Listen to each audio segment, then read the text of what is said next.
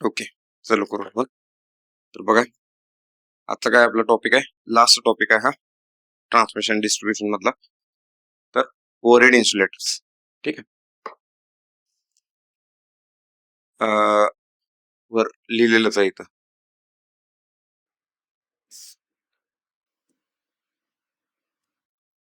Okay, हे आहेत overhead insulators. तर बघा, डेफिनेशन काय आहे, overhead line insulators provide electrical insulation between live conductors and अर्थ ग्राउंड. ठीक आहे. इन्सुलेशन प्रोव्हाइड करायचं काम करते म्हणून त्याला इन्सुलेटर्स म्हटले. Simple. They are mounted on the cross arm of the supporting structure. ठीक आहे. The conductor is held by clamp of insulator. Their main purpose is to prevent leakage current from conductor to tower earth, ensuring the safe and reliable operation of overhead transmission line. ठीक आहे.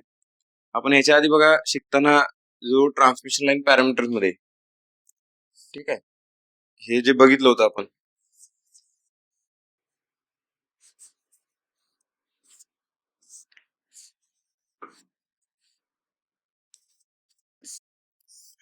हे जे बघितलं होतं बघा अशा पद्धतीचं, हा जो आहे हा जी न मॉडेल करतो, हा सी, हा एल आणि हा स्मॉल आर.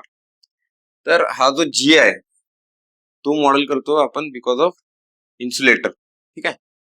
म्हणजे इन्सुलेटरचा जो लिकेज करंट असतो इथं जे म्हटलंय, ठीक आहे, it main purpose is to prevent leakage current.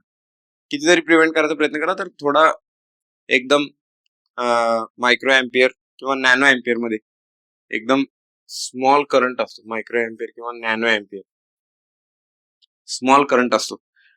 ठीक आहे. तो स्मॉल करंट इलिमिनेट करायचं काम करतो इन्सुलेटर हा.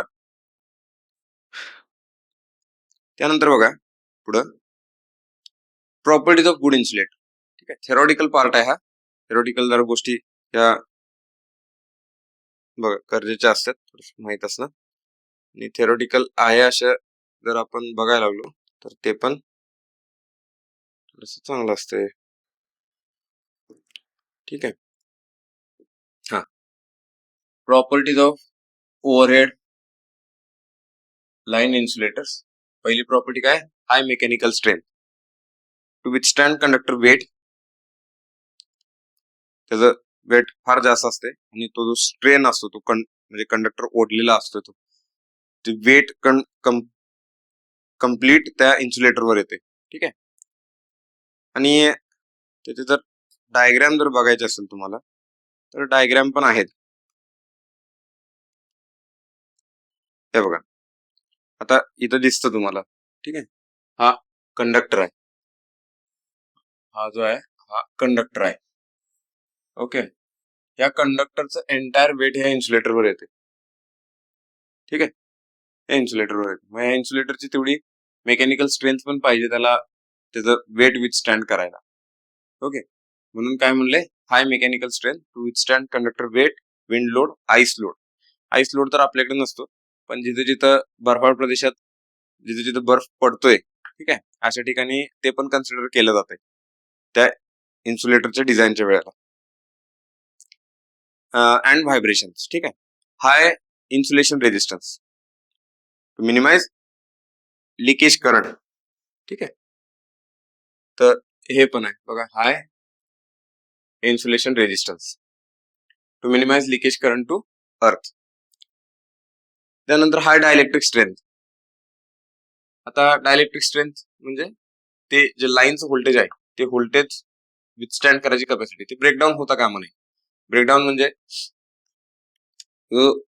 स्पार्क तयार होतो किंवा आर्क म्हणतो आपण त्याला. दोन्हीमध्ये डिफरन्स आहे, बट स्टील आपण आतापुरतं हे म्हणूया की ते दोन्ही सेम आहेत, दोन्ही डिफरन्स आहे. ओके. आर्क थोडासा कंटिन्युअस राहतो, spark within fraction of second येतो आणि जातो लगेच. ठीक आहे. एक पल्स असते फक्त, पण आर्क तसा नसतो. Arc can be sustainable, sustain राहतो तो. ठीक आहे. तर ते मिनिमाइज करायचं असेल आपल्याला तर त्याची डायलेक्ट्रिक स्ट्रेंथ जास्त लागते. डायलेक्ट्रिक स्ट्रेंथ म्हणजे व्होल्टेज विथस्टँड करायची कॅपॅसिटी, किती मॅक्सिमम व्होल्टेज ते एखादं ऑब्जेक्ट आहे किंवा डायलेक्ट्रिक एखादं इन्सुलेटिंग मटेरियल आहे ते हँडल करतं. आता त्याची टेस्ट असते, डायलेक्ट्रिक मटेरियल टेस्ट चेक करायची एक टेस्ट असते. हे असं मटेरियल आहे. ओके, असं मटेरियल आहे. तर या साईडला याला असे दोन एक रॉड असतात आणि या साईडला हाय व्होल्टेज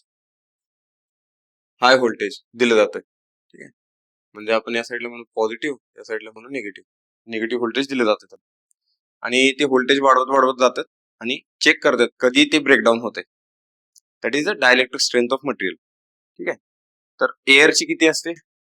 एक कॉमनली आस्क्ड क्वेश्चन आहे. एअरची असते किती? 30 kV पर सेंटीमीटर. 30 kV पर सेंटीमीटर. ठीक आहे, आणि जे ट्रान्सफॉर्मर ऑइल असतं, ट्रान्सफॉर्मर ऑइल, त्यात एक कन्फ्युजन होते बऱ्याच जणांचं. त्याचे आहे 30 kV पर mm आहे. 30 kV पर mm म्हणजे सी किती होते? 300 kV पर सेंटीमीटर होते. लक्षात घ्या, transformer oil, dielectric oil, transformer oil. ठीक आहे, तर हे लक्षात ठेवा, हे दोन आकडे जे कन्फ्युज करतात जास्त, तर ते तसंच चेक केलं जाते. म्हणजे याचा अर्थ काय? 30 kV पर सेंटीमीटर म्हणजे दोन इलेक्ट्रोड आहेत, असे दोन इलेक्ट्रोड आहेत आणि ह्या इलेक्ट्रोड मध्ये फक्त गॅप आहे, एअर आहे मध्ये, आणि व्होल्टेज वाढवायला लागलोय आणि मग चेक करतात कधी तो म्हणजे करंट फ्लो व्हायला चालू होते. ठीक आहे, तो जो बघा अशा पद्धतीचे इलेक्ट्रोड असतात.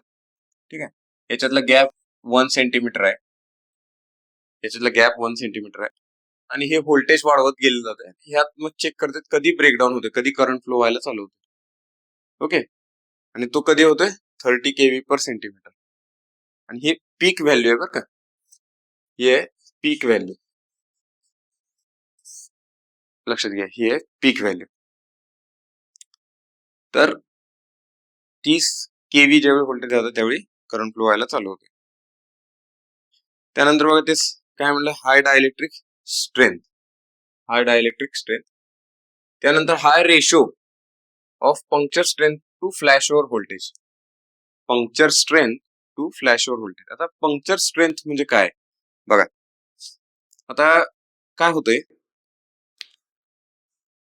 समजा आपण एक टेस्ट घ्यायला लागलोय. ठीक आहे,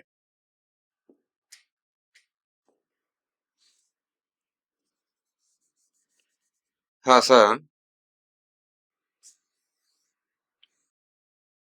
असा इन्सुलेटर आहे आणि त्याच्यावर अशी छोटीशी ग्रूव आहे आणि या ग्रूव मधनं असा कंडक्टर गेलेला आहे.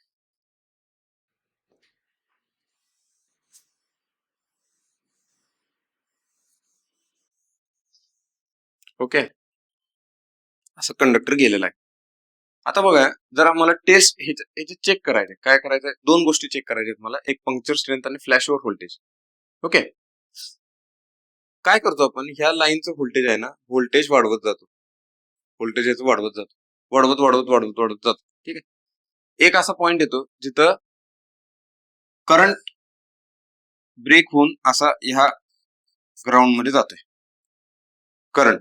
ठीक आहे, म्हणजे आपल्याला दिसतो असं स्पार्क आलेला आहे तो, आणि स्पार्क त्या कंडक्टर पासून या जो त्याचा मेटॅलिक आर्म असतो, बॉटम मेटॅलिक आर्म असतो या इन्सुलेटरचा, त्याच्यातनं तो स्पार्क फ्लो व्हायला, करंट फ्लो व्हायला लागला, हे दिसतं आपल्याला.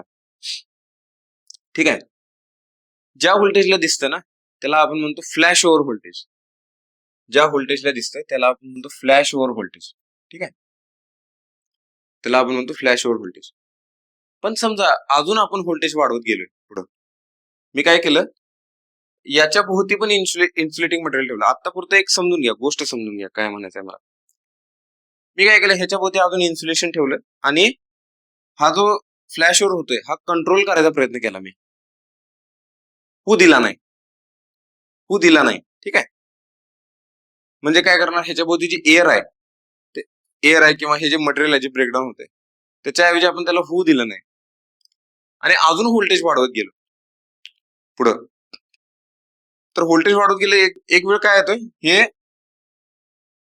पूर्ण फुटतं, असं ब्रेक होते, तुकडे होतात त्याचे. ठीक आहे, तुकडे होतात कम्प्लिटली. दॅट इज पंक्चर, त्याला म्हणतो आपण पंक्चर होणे. आता हे कसं होतंय बघा, ह्याला काय रिस्पॉन्सिबल असतं.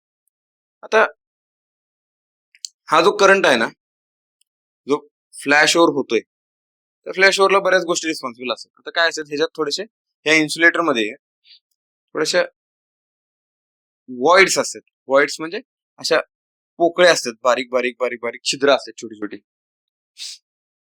Okay, small small cracks, fine cracks असतात एकदम, आणि वॉइड्स असतात त्याच्यात असे. ज्यावेळी त्याचं मॅन्युफॅक्चरिंग होतंय त्यावेळी त्याच्यात एअर बबल त्यात अडकलेले असतात, छोटे छोटे गॅप तयार होते. ते आपल्या डोळ्याने दिसत नाहीत, ते पण तुम्ही मायक्रोस्कोप खाली जर बघितलं ते दिसते. आता काय होतंय, त्या छोट्या एरियामध्ये जे इलेक्ट्रिक स्ट्रेस बिल्टअप होतोय ह्या व्होल्टेजमुळे, ह्या वरच्या व्होल्टेजमुळे, तो ह्यूज व्होल्टेज बिल्डअप होते. आणि ते कसं असतं बघा, ह्याला जर मी झूम केलं एवढ्या पार्टला, तर ते कसं दिसतंय, असे छोटे छोटे छोटे बबल दिसते, त्यात बबल बबल ट्रॅप झालेले असतात ह्या मटेरियल मध्ये. आणि त्या बबल मध्ये काय, एअर आहे, बरोबर. आणि एअर कधी ब्रेकडाऊन होत्या, 30 kV पर सेंटीमीटरला ब्रेकडाऊन होत्या. आणि हे मटेरियल त्याच्यापेक्षा हायर व्होल्टेजला ब्रेकडाऊन होते, बरोबर. मग काय होतंय, ती एअर ब्रेकडाऊन झाली तर तिथे एक स्मॉल क्रॅक तयार होतो, छोटासा क्रॅक तयार होतो, ब्रेकडाऊन झाली, एकदम फाईन क्रॅक. आता तो फाईन क्रॅक हळूहळू हळूहळू हळू वाढत जातो, कारण करंट फ्लो व्हायला लागला ना त्यात. ह्या आपण जसं इथं व्होल्टेज वाढवत जातोय तसं तसं त्यातनं करंट फ्लो व्हायला चालू होतोय, तो ग्राउंड मधून जायला चालू होतो करंट. आता आपण व्होल्टेज वाढवायला लागलोय, म्हणजे तो जो फाईन करंट आहे, स्मॉल करंट आहे, तो वाढत जातोय. तो वाढायला लागला की ही गॅप, ह्यातली जी गॅप आहे ती गॅप वाढायला लागते, मोठी मोठी व्हायला लागते. आणि एक पॉईंट असा येतोय की ते इन्सुलेटर रप्चर होतोय, म्हणजे दॅट इज रप्चर स्ट्रेंथ. म्हणजे किती व्होल्टेजला तो फुटतोय, असं म्हणा सिंपल, किती व्होल्टेजला तो फुटतोय. आता समजा आपण असं केलं, त्याची पंक्चर स्ट्रेंथ, ठीक आहे, पंक्चर स्ट्रेंथ किंवा रप्चर स्ट्रेंथ, त्याची पंक्चर स्ट्रेंथ, इन्सुलेटर पंक्चर व्हायची स्ट्रेंथ ती असेल 100 kV, 100 kV आहे. आणि फ्लॅश ओव्हर व्होल्टेज त्याचं सपोज एक 50 kV आहे, 50 kV. तर इथं काय म्हणलंय बघा, high ratio of puncture strength to flash over voltage. म्हणजे तो हायर व्होल्टेजला फुटला पाहिजे.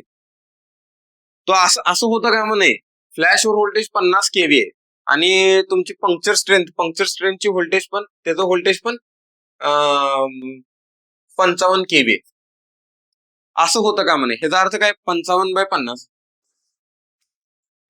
बघा काय झालं, 55/50 व्होल्टेज रेशो फार कमी झाला ना, 1.01 काहीतरी, फारच कमी झालं हे.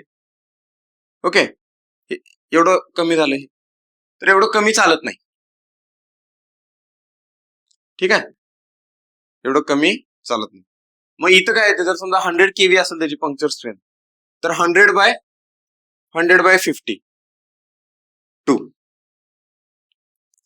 ओके, म्हणजे त्याच्या फ्लॅश ओव्हर व्होल्टेजच्या डबल व्होल्टेजला तो फुटणार आहे, पण लक्षात घ्या, जर समजा फ्लॅश ओव्हर झालं, फ्लॅश ओव्हर म्हणजे करंट असा फ्लो व्हायला चालू झाला, किंवा ह्याच्यातनं या इन्सुलेटर मधनं फ्लो व्हायला चालू झाला, that is flash over, current flow झाला, ठीक आहे. मग त्याच्या पुढे व्होल्टेज वाढणार आहे का, नाही वाढणार. म्हणून काय म्हटलं त्यांनी, हे व्होल्टेज तुमचं जास्तच पाहिजे पंक्चर स्ट्रेंथ. असं होतं का म्हणे, काय काय असे ब्रिटल मटेरियल आहेत, बरं का, ब्रिटल, जे इन्सुलेटिंग प्रॉपर्टी चांगले आहेत, बट त्याची पंक्चर स्ट्रेंथ फार कमी आहे, म्हणजे ते फुटतेच लगेच, समजलं का. ते इन्सुलेटर म्हणून वापरून चालत नाही, लक्षात आलं. असे इन्सुलेटर म्हणून वापरून चालत नाही. म्हणजे समजा एखादा त्याची फ्लॅश ओव्हर व्होल्टेज समजा 40 kV आहे, 40 kV फ्लॅश ओव्हर व्होल्टेज, आणि त्यांचं पंक्चर स्ट्रेंथ त्याची 30 kV असेल, 30 kV ला तो फुटतोय, काय फायदा, 30 kV ला तो फुटायला लागलाय आधीच. फ्लॅश ओव्हर व्हायचं तर नंतर उशिराच आहे, त्याच्यानंतर फ्लॅश ओव्हर होणार, पण व्होल्टेज वाढायच्या प्रोसेसमध्ये 30 केवीला तो फुटायला लागलाय. असे इन्सुलेटर वापरून चालेल काय? नाही. म्हणजे समजा अशी जर पॉवर सिस्टम मध्ये आपल्या सबस्टेशन मध्ये लावले, पॉवर प्लांट मध्ये लावले असे इन्सुलेटर, ठीक आहे, मग काय दिवाळीच सारखी, फटाफट फटाफट, जरा व्होल्टेज वाढले की फट, जरा व्होल्टेज वाढले की फट.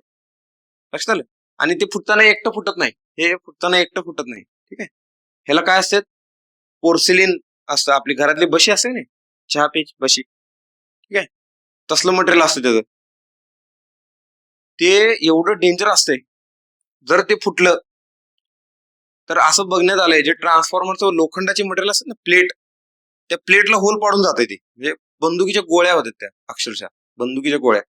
समजा एखादा माणूस त्याच्या भोवती हाय कुठं तर गोळ्या बसल्या बंदुकीच्या, समजलं का? असे एवढे म्हणजे त्याचे हे असत, टोकदार त्याचे तुकडे असतात,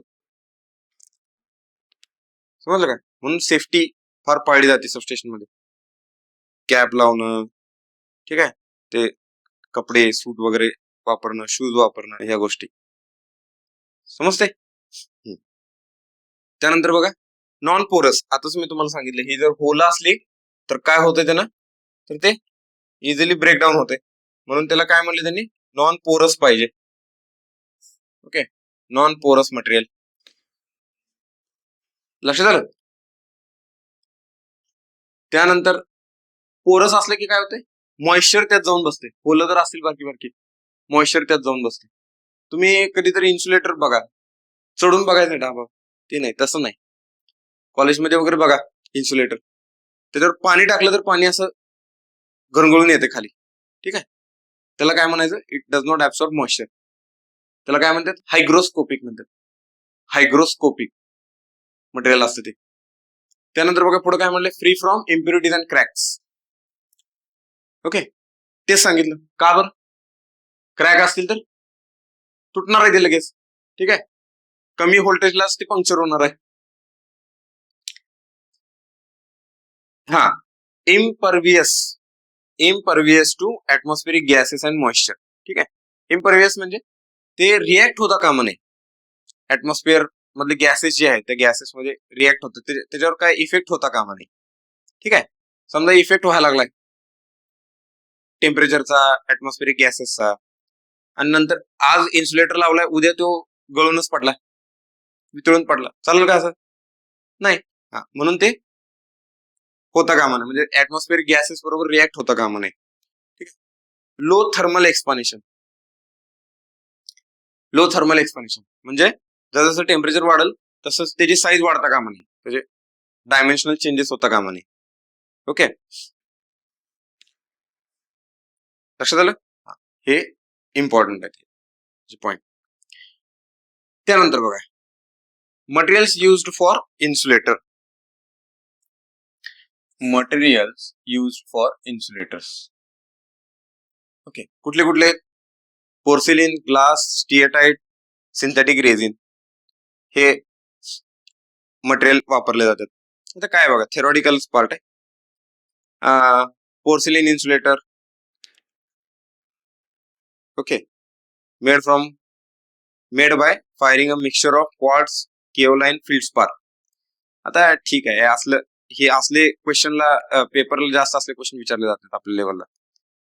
हे लहान पोरांना, 11वी-12वीच्या पोरांना ठीक आहे, इंजिनिअरिंगला हे असलं माहित असणं रिक्वायर्ड नसते. जस्ट हे आहे तुमच्या समोर, ते बघा, लक्षात ठेवा. त्यानंतर बघा ह्यात महत्वाचा पार्ट काय आहे, हा dielectric strength of this porcelain insulator is 60 kV per centimeter. हा एक महत्वाचा पार्ट, ठीक आहे. Used up to 33 kV, used up to 33 kV. त्यानंतर ग्लास इन्सुलेटर. ग्लास इन्सुलेटरची पण बघा डायलेक्ट्रिक स्ट्रेंथ दिल्या. हे जे आकडे आहेत ना, हे आकडे जरा महत्वाचे आहेत, ठीक आहे. तुमचा फोकस इथं असला पाहिजे. काय काय लक्षात ठेवायचं, काय इम्पॉर्टंट आहे ह्याच्यात हे माहित पाहिजे. ग्लासची डायलेक्ट्रिक स्ट्रेंथ दिल्या 140 kV per centimeter, ठीक आहे. त्यानंतर steatite insulator, natural magnesium silicate, काय ठीक आहे. त्यानंतर बघा हे एक दिलेलं आहे. हे कुठे विचारू शकतात? हे तुमच्या जेईच्या जे एक्झाम आहे, ठीक आहे, जे डाटा ओरिएंटेड असतात. आणि काय काय समजा तुमच्यातले जर ITI वगैरे झालं असेल कुणाचं, काय काय जण आहेत आता, बरेच जण आहेत आता असे ITI केलंय, डिप्लोमा केलंय, डिग्री केले, 1 वर्ष एक्स्ट्रा जाते त्याच्यात, बट स्टील वर्थ इट. पण ते पुढं कंटिन्यू राहिलेलं बरं असते. नाहीतर 10वीला कमी मार्क पडले म्हणून ITI केलं, ITI नंतर काय मिळाना, टाइम लई मिळायला लागलाय आता आयता टाइम, ठीक आहे, काय जॉब बी मिळाना वायरिंगची, मग डिप्लोमा केला एक्सटर्नल, परत डिप्लोमा करत करत सुचलं की डिग्री बी टाकू, असं बी होतंयच की डिग्री करताना डिग्री बी केलं. ओके, असं नको आहे. जर प्रॉपर जर डेडिकेशन करायचं असेल तर ITI कॉलेजमध्ये जाऊन प्रॉपर करायचं, डिप्लोमा त्यानंतर डिग्री बेस्ट पाथ आहे. ओके, तर त्या एक्झामला पण हे असलं विचारतात. त्यानंतर बघा पुढं classification of overhead line insulators. पहिला आहे pin type insulator. Pin type insulator म्हणजे बघा हा आहे पिन टाईप इन्सुलेटर, तो दाखवलेला. ओके, आता हे बघा, हे असं दिलेलं आहे, फ्लॅश ओव्हर डिस्टन्स, कंडक्टर इथं वर ठेवला जातोय, कंडक्टर वर दाखवलेलं आहे. हे असे कंडक्टर्स असतात, त्याच्या आत अशा प्लेट असतात, ह्या प्लेट आहेत, हा इथं बोल्ट आहे असं त्याच्या आतपर्यंत दिलेला आहे, ठीक आहे. आणि बघा हे अशा पद्धतीचा इन्सुलेटर असतो, ठीक आहे, पिन टाईप इन्सुलेटर 33 kV पर्यंत वापरला जातोय. बघा युज्ड अप टू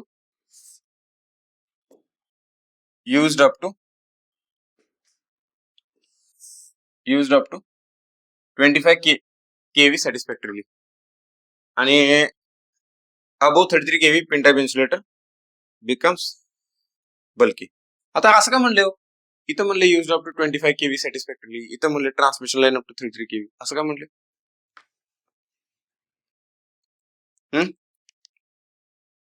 असं का म्हटले? बरोबर आहे ना, इथं म्हणले 33 kV, इथं म्हणले 25 kV, का म्हटले? 33 kV म्हणजे हे लाईन व्होल्टेज आहे, हे लाईन व्होल्टेज आहे, ठीक आहे. 33 बाय रूट 3, 33 बाय रूट 3, 0.6 न जर मल्टिप्लाय केलं तर किती येते? 18 18 19.8 kV. हे काय असतं? Line to phase voltage. आपल्याला तेच पाहिजे ना. इन्सुलेटर कुठे लावतो आपण? दोन लाईन मध्ये लावतो का line to phase, line to ground लावतो? लाईन टू ग्राउंड लावतो ना. इन्सुलेटर कसा असतोय लक्षात आलं का?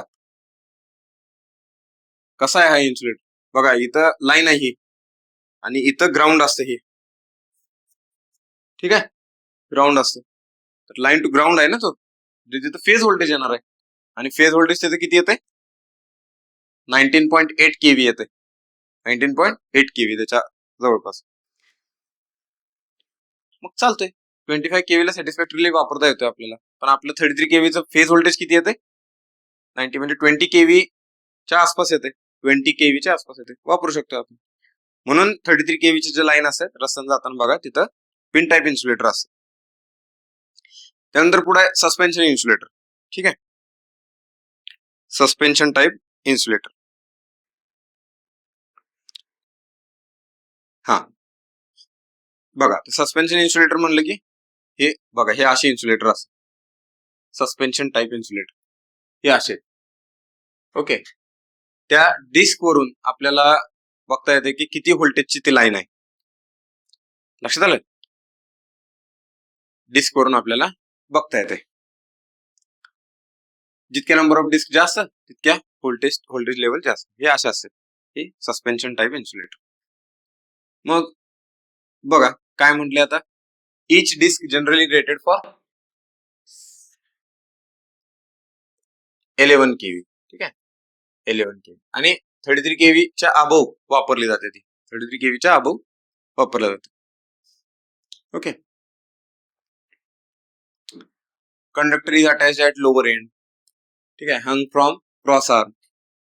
हे दिसतंय तुम्हाला, हंग फ्रॉम क्रॉस आर्म. बघा हा क्रॉस आर्म आहे त्याचा, त्या क्रॉस आर्म पासून खाली त्याला लटकवलंय आणि खाली त्याच्या कंडक्टर आहेत. लक्षात आलं का? हे असं बघा कशा पद्धतीचं कन्स्ट्रक्शन असेल. इथं कंडक्टर आहे, हा कंडक्टर आहे, डिस्क अशा वर वर वर जाते ते लास्ट युनिट. सगळ्यात जास्त व्होल्टेज इथं असतंय. ठीक आहे. ओके. इथं जसं वर जाऊ तसं व्होल्टेज कमी कमी होत जाते. व्ही हायर आणि इथं म्हणूया व्ही लोअर असं असतं फर्स्ट युनिटला. लक्षात आलं? म्हणजे हे जास्त असते V3 greater than V1. Okay. आता बघा ह्याच्यात महत्वाचा पॉइंट काय? ठीक आहे. ऍडव्हान्टेजेस म्हणले, if one disc fail only that disc can be replaced. Disc replacement easy असतं त्याच्यात. ओके. कारण सगळा insulator at a time fail होत नाही कधी. एक एक डिस्क पंक्चर होतात, फुटतात, कट होतात, असं होते. त्यानंतर lower mechanical stress, voltage can be increased by adding more disc used mainly in vertical suspension. आता हा पॉइंट जरा महत्वाचा आहे. बघा हा जो पॉइंट आहे, हे जे आहे 66 केव्ही ला किती डिस्क असतात? 66 केव्ही ला 4 ते 5. 66 केव्ही ला किती असतात? 4 ते 5. 132 केव्ही ला 9 ते 10 असतात. आता ते कसं? आपण म्हणलं 11 केव्ही ला एक डिस्क करून बघा. 132 डिवायडेड बाय 11 किती होते? 11 येते का 12 येते? 12 येते. आलं का? 11 येते? किती येते? 132 बाय 11 हा 12. नक्की? हा. म्हणजे तिथं 12 डिस्क पाहिजे होत्या. का बरं आलं नाही 12 डिस्क? कारण 132 केव्ही लाईन व्होल्टेज आहे ते. फेज व्होल्टेज काय असणार? फेज व्होल्टेज काय असणार? 132 divided by √3 divided by √3 divided by √3 म्हणजे काय असतं? 0.577 इंटू 132. 0.577 0.6 करा. 0.6 इंटू 132 म्हणजेच किती आलं हे?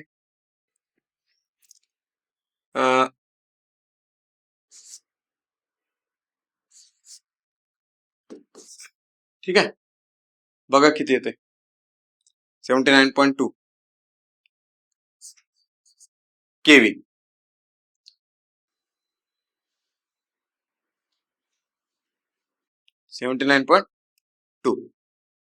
तर आता भागा त्याला 11ने. हा बघा किती येते? 11ने जर भागलं, 11 7 77, 11 8 88. 77 म्हणलं की कमी होते, 88 म्हणलं की जास्त होते, म्हणजे 8 आले. ठीक आहे. 8 डिस्क आले आणि 1-2 डिस्क एक्स्ट्रा लावले जातात बिकॉज ऑफ सेफ्टी फॅक्टर. ठीक आहे. एक्स्ट्रा डिस्क लावले जातात त्याच्यात. +1 +1 असं. तसं 220 केव्ही ला करून बघा. 220 केव्ही ला काय येते? 220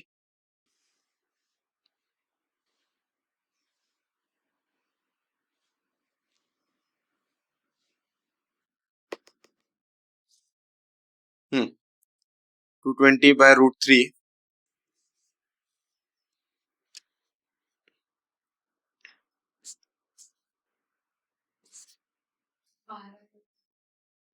ठीक आहे. 220 बाय √3 बाय 11 म्हणजे किती आलं? 12 आणि प्लस सेफ्टी फॅक्टर. आता त्याचे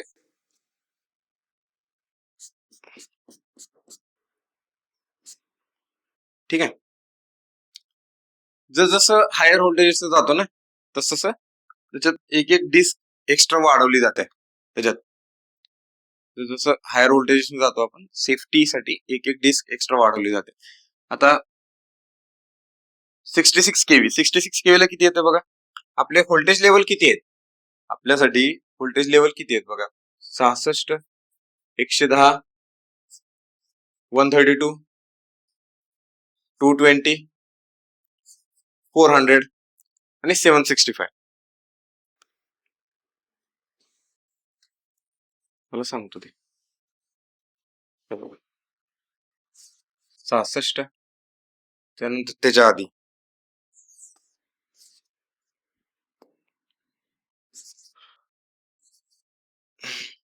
त्याच्या आधी 33, ठीक आहे, 66 त्यानंतर 110, 132, 220, 400, 765.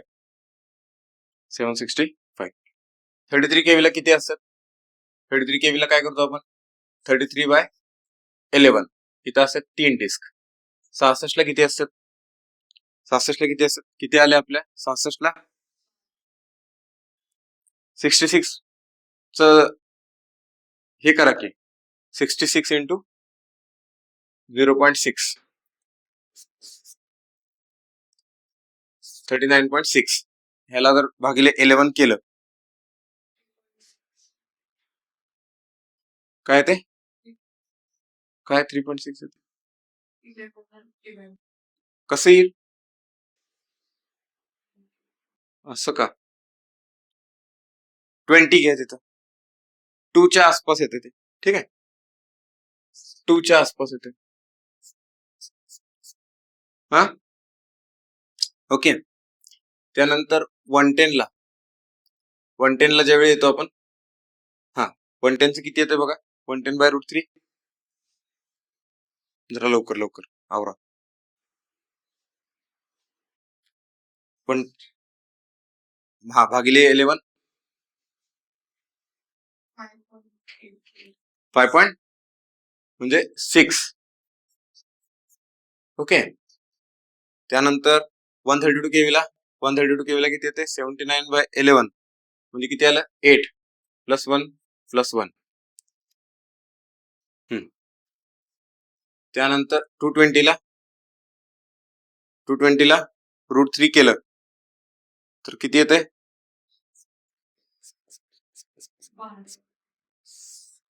12 + 1 + 1 + 1 किती झाले 15. ओके.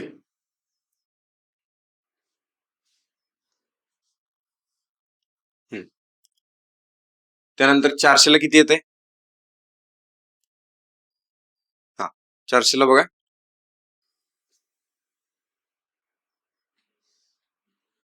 20 + 1 + 1 + 1 ओके 23 पर्यंत जाते. 765 केवीला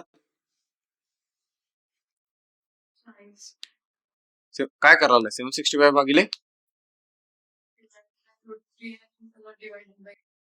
/√3/11 किती आलं याचं 40. ठीक आहे +1 + 1 + 1 + 1 हे त्याचे इन्सुलेटरचे डिस्क येतात. ओके. तर हे असं लक्षात ठेवा बघा पहिला 3 आहे 3 + 0 परत 2 + 1 + 1 6 + 1 + 1 किती आल्या 8 9 येतात. ठीक आहे. त्यानंतर 132 केवीला 8 + 1 + 1 9 to 10 त्या आकड्यापर्यंत जाता तुम्ही. 220 केवीला 12 + 1 + 1 आता 1 न वाढवत जायचं. 220 केवीला गेला की अजून 1 ने डिस्क वाढवायचे. ठीक आहे इथं 2 न वाढवली ना इथं 1 न वाढवायचे असे. लक्षात आलं हे असं असं पुढे जायचं. 765 केवीला गेलं की तुम्ही 3 न वाढवायचं म्हणजे इथं 3 वाढवल्या इथं 3 + 1 म्हणजे 44 च्या आसपास येत. हा जरा लक्ष द्या इथं एक काय झालं 400 केवीला 22 ते 23 येतात ना. आता 765 केवी हे 400च्या ऑलमोस्ट डबल जाते बरोबर 400च्या ऑलमोस्ट डबल जाते. ठीक आहे तर डिस्क बघा थोड्याशा कमी झाल्या त्याच्या, तर ऍक्च्युअल आकडा आहे 765 केवीचा. 765 केवीचा किती असतात? 57 ते 60.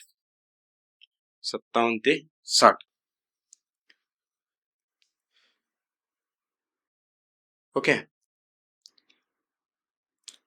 इथं ते लॉजिक मॅच होत नाही. 57 ते 60 येते.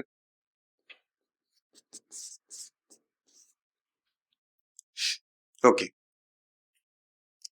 अशा पद्धतीने जरा लक्षात ठेवा. पुढे जाऊया. हा, आता स्ट्रेन इन्सुलेटर बघा काय म्हटले, फीचर्स काय म्हटले त्याचे, मेकॅनिकली स्ट्रॉंग आणि मेन काय त्याचा पर्पज, त्याचा मेन पर्पज आहे design to withstand conductor tension. Main purpose आहे स्ट्रेन इन्सुलेटर. का बघा असं का म्हटले, ते कुठे लावले जातात बघा, जिथं जिथं रोड क्रॉसिंग असतंय, जिथं रिव्हर क्रॉसिंग असते, जिथं आपल्याला ती लाईन एंड करायची, टर्मिनेट करायचे, अशा ठिकाणी ते स्ट्रेन इन्सुलेटर वापरले. जिथं जिथं शार्प टर्न असतोय, ओके, अशा ठिकाणी म्हणजे जिथं जिथं टेन्शन जास्त येणार आहे त्या कंडक्टरवर, अशा पॉइंटला हे स्ट्रेन इन्सुलेटर वापरले जातात. ओके, म्हणजे इथं म्हटलेलं आहे हे, हा एक फार रिपीटेड क्वेश्चन आहे बरं का, सारखा सारखा येणारा क्वेश्चन आहे हा. म्हणजे एक बघा हे डेड एंड टॉवर्स, त्यानंतर river crossing, road crossing, angle towers, त्यानंतर जंक्शन ऑफ ओव्हरहेड लाईन्स आणि sharp bends of transmission lines, इथं हे याचे ऍप्लिकेशन्स आहेत, इथं वापरलं जातं हा स्ट्रेन इन्सुलेटर. त्यामुळे हे जरा विचारला जाणारा क्वेश्चन आहे हा, कुठं स्ट्रेन इन्सुलेटर वापरलं जातोय. ठीक आहे, तर ते हे असं आहे बघा. आता काय केलंय, हा जो टॉवर आहे किंवा ही लाईन आहे, इथं इथं बघा पहिला हे एंड झाला होता, ही लाईन एंड झाली होती, पण पुढं परत जर आपल्याला लाईन एक्सटेंड करायची असेल तर काय केलं जातं, हा जम्पर असतो, हा जम्पर असा दिला जातो आणि दोन्ही साईडला ते स्ट्रेन केलं, टाय केलं आणि तिथनं ते जोडलेले आहे. ठीक आहे, म्हणजे जिथं जिथं एंड टर्मिनेट होणार आहे ट्रान्समिशन लाईन, तिथं तिथं हे इन्सुलेटर असे जोडले जातात. हे बघा हा जम्पर आहे, ही लाईन आहे, हे स्ट्रेन इन्सुलेटर आहे, हा स्ट्रेन इन्सुलेटर आहे, जिथे जिथे टर्मिनेट होणार आहे तिथं हे आहे वर. लक्षात आलं, हे अशा पद्धतीने.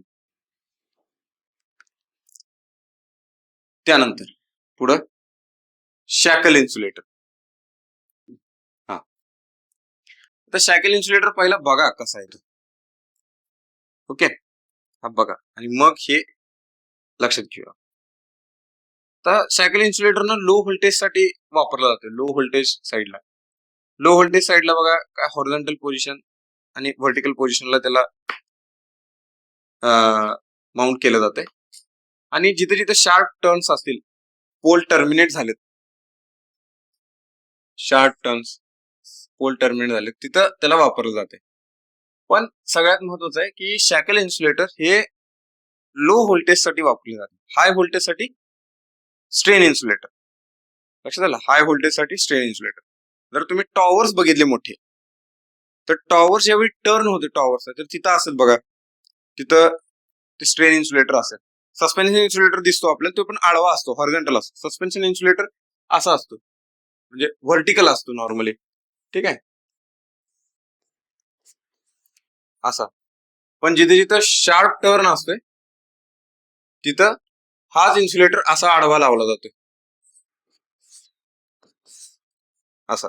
आणि इथं ही लाईन असते अशी.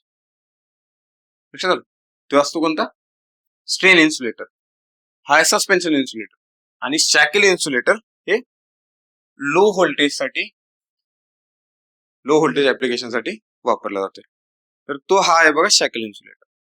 आता डिस्ट्रीब्युशन लाईन्स जिथे टर्न होणार आहेत, म्हणजे आपल्या घरासमोरचे जे लाईन्स असतात डिस्ट्रीब्युशन लाईन, तिथं बघा, तिथं हा इन्सुलेटर तुम्हाला दिसेल. आणि जर टॉवर असेल मोठे, ते टॉवर जर तिथं लाईन ट्रान्समिशन लाईन टर्न होणार आहे, तर तिथं तुम्हाला स्ट्रेन इन्सुलेटर दिसते. लक्षात आलं, हे अशा पद्धतीचं दिसतं बघा. या पद्धतीचं दिसतं. हे असे असतात इन्सुलेटर. बघा कधी जाता जाता रस्त्याच्या कडेनं थांबून बघायचं. ठीक आहे, चालता जाता बघायचं नाही असं. ठीक आहे, तुम्ही इकडं हा करंट दिसेल मग नंतर. ठीक आहे, स्पार्क्स दिसतील मग त्यानंतर. मग असे पांढरे पांढरे ढग दिसतील. मग परा किंवा परीज आणि पराज असे दिसतील हवेत उडतेले.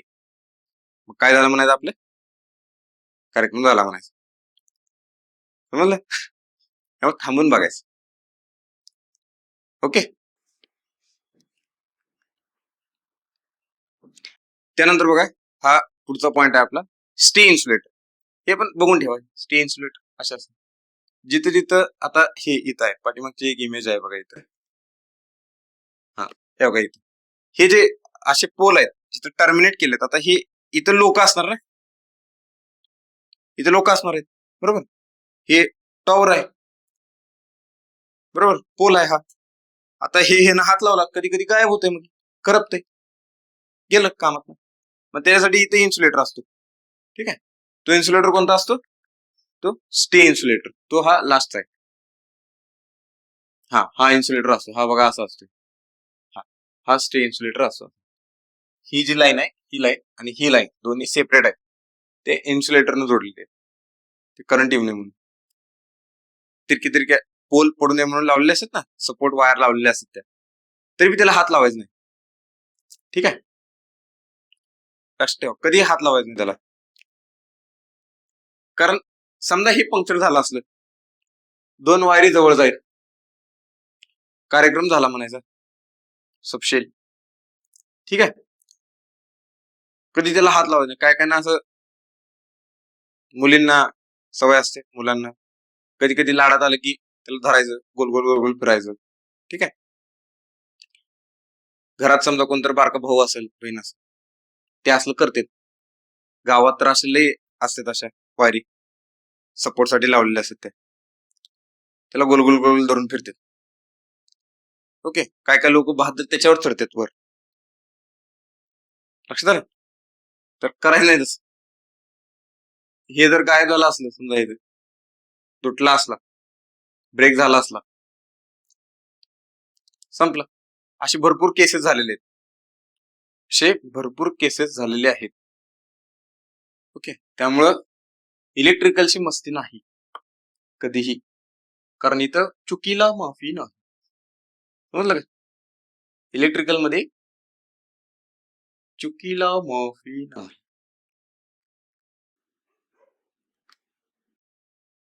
पुढचा पॉइंट आता बघा, हा जो पॉइंट आहे हा आपला लास्ट पॉइंट आहे.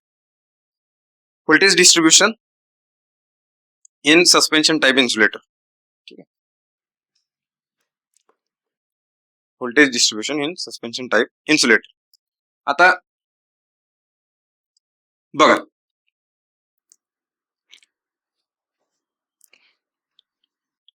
कसं असतंय, आता हे सस्पेन्शन टाइप इन्सुलेटर. ओके, अशा पद्धतीने. आता बघा, हा इथं काय असते, इथं पिन असते, इथं डिस्क असते. ही जे कॅपॅसिटन्स दाखवलाय ना, इथं ही डिस्क असते अशी, इथं डिस्क असते, इथं डिस्क असते, डिस्क. आणि इथं पिन असते, त्या डिस्क जोडलेल्या असतात ना, इथं पिन असतात त्या. लक्षात आलं? आणि त्या पिन पासून ते जो सपोर्टिंग स्ट्रक्चर असतं त्याच्यामध्ये एक कॅपॅसिटन्स फॉर्म होतो, पिन टू सपोर्टिंग स्ट्रक्चर. तर याला म्हणतात सेल्फ कॅपॅसिटन्स, CS. याला म्हणतात सेल्फ कॅपॅसिटन्स. ओके, आणि हा असतो म्हणजे बघा, आता हा कॅपॅसिटन्स कुठं आहे, इथं जर बघितलं तुम्ही, इथं एक पिन आहे, इथं एक पिन आहे, दोन पिनच्या मधला कॅपॅसिटन्स आहे तो, दोन पिनच्या मधला. म्हणून याला काय म्हणतात, CM, म्हणजेच म्युच्युअल कॅपॅसिटन्स. Mutual capacitance. ठीक आहे, म्युच्युअल कॅपॅसिटन्स.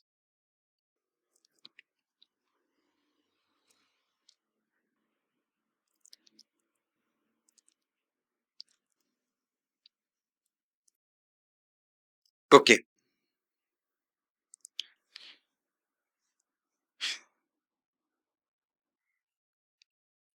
Mutual capacity.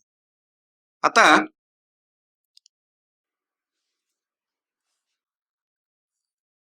एकच मिनिट. हा बघा, आता हा जो आहे हा म्युच्युअल कॅपॅसिटन्स आहे. ठीक आहे. तर ह्यामध्ये सीएम ग्रेटर दॅन सीएस असा असतो. CM greater than CS. CM greater than CS. Okay. म्हणजे जर समजा मी सीएस अपॉन सीएम केलं तर काय येणार हे K which is less than 1. Which is less than 1. ठीक आहे. तर हे आहे सीएस अपॉन सीएम.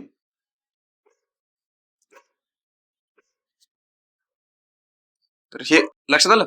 हा, CS upon CM is equal to K which is less than 1, कारण सीएस लहान आहे. लक्षात आलं. सीएस लहान आहे.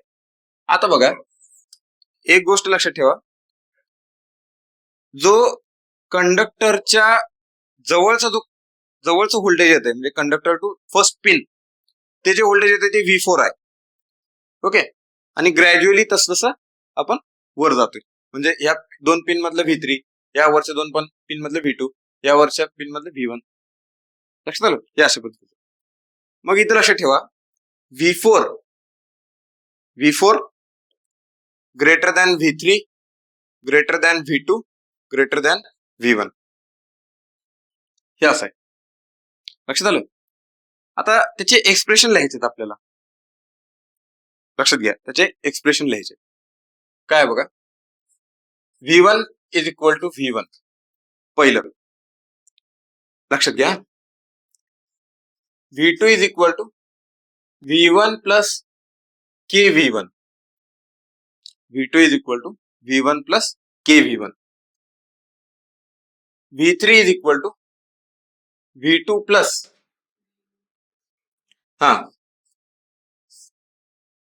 V1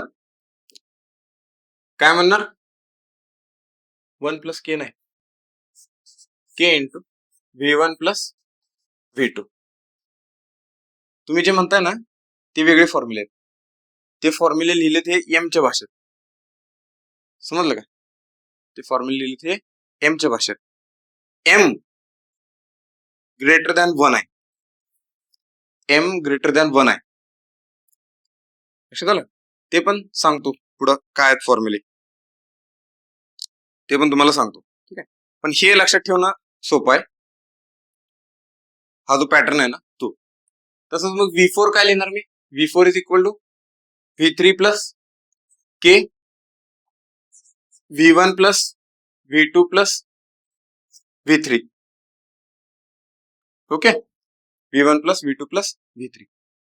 तसंच तुम्ही V5 काय लिहिणार, V5 नाही येतात पण तरी पण V5 जर असतं, अजून जर डिस्क वाढले असते, नंबर ऑफ डिस्क वाढले असते, तर V5 काय लिहिणार, V4 प्लस के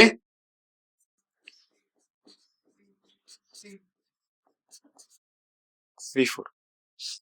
ठीक आहे. हे असं. ओके.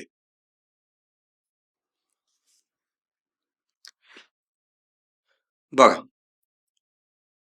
हे कळालं.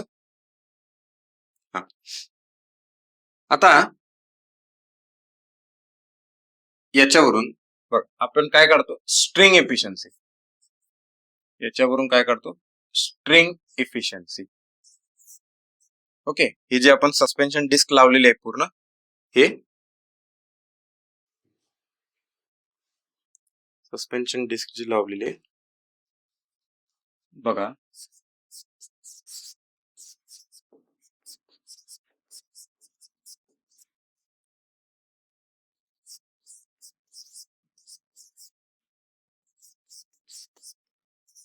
efficiency of suspension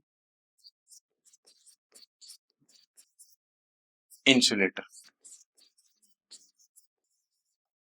okay.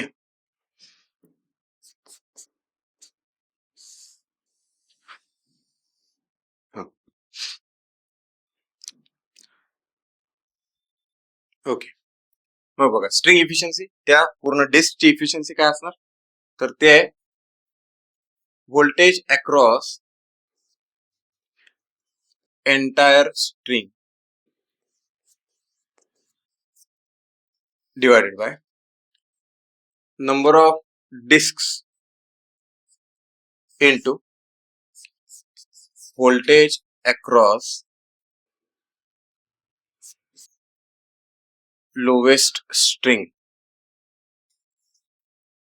Okay, voltage across lowest string to conductor. किंवा याला maximum voltage along the string असं पण म्हणलं जाते.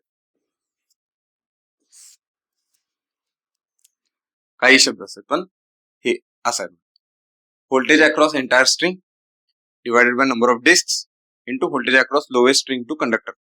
ते मॅक्सिमम व्होल्टेज असतं. ठीक आहे, voltage across lowest string to conductor it is maximum voltage. तर हा असा फॉर्म्युला येतो. हा फॉर्म्युला इम्पॉर्टंट आहे, याच्यावर क्वेश्चन फार आहेत, भरपूर आहेत याच्यावर क्वेश्चन. लक्षात आलं, क्वेश्चन आहेत. आता तुम्ही जे म्हणताय ते जे फॉर्म्युले आहेत, ओके बघा, जर एम च्या भाषेत फॉर्म्युले लिहिले तर V1 is equal to V1, V2 is equal to M plus 1 divided by M V1. Okay, त्यानंतर V3 इज इक्वल टू काय येतं, M square plus 3M plus 1 divided by M into V1. Okay, V3 is equal to आणि V4 is equal to म्हटलं तर बघा, V4 is equal to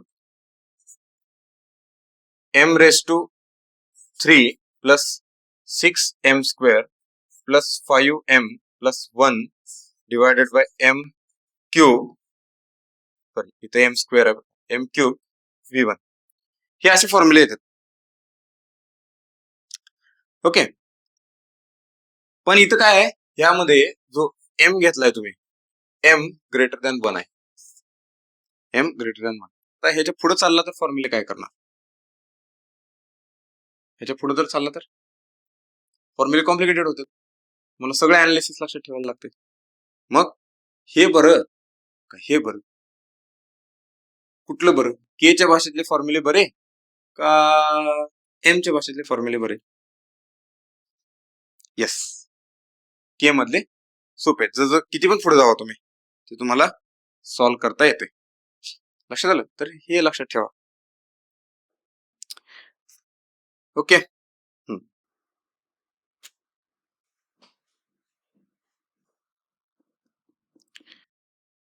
लक्षात आलं. Okay, समजलं इथपर्यंत. तर